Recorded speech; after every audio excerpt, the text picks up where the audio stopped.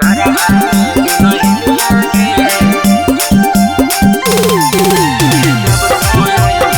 Pratima recording studio Sheikhpura.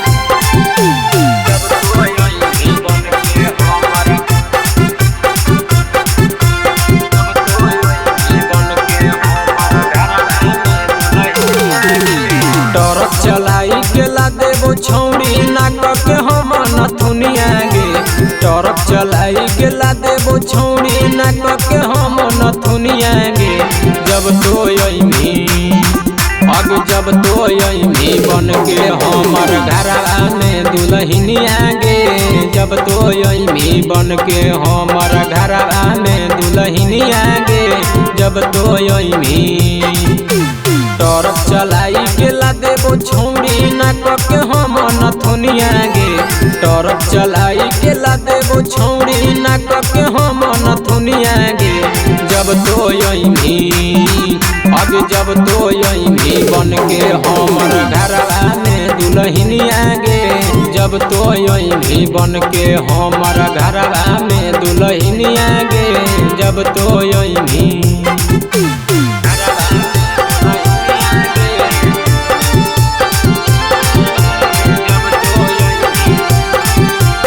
Mix by सरिंदर बाबू।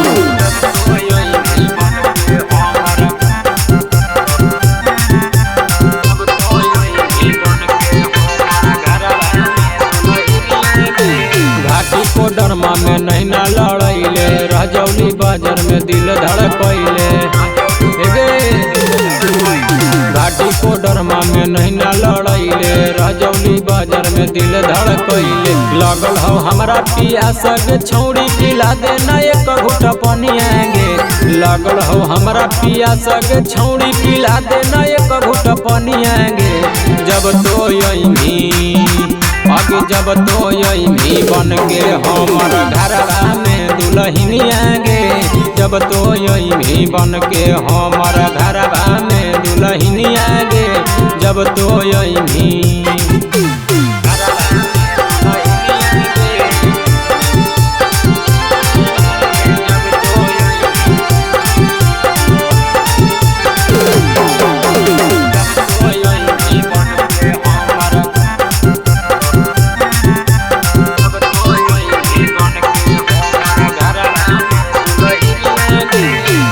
पियर में रहियो हम जागल रोहित राजधानी मुरारी भी पागल। ए जा सुन तोर पियर में रहियो हम जागल रोहित राजधानी सलेंदर भी पागल। प्यारी से एक बार दे दे चुम्मा दूर हो जाते थकनिया गे। प्यारी से एक बार दे दे चुम्मा दूर हो जाते थकनिया गे। जब तो अइमी जब तो अइमी बन के हमर घरवा में दुल्हनिया गे। जब तो अइमी बन के हमर घरवा में दुल्हनिया गे। जब तो अइमी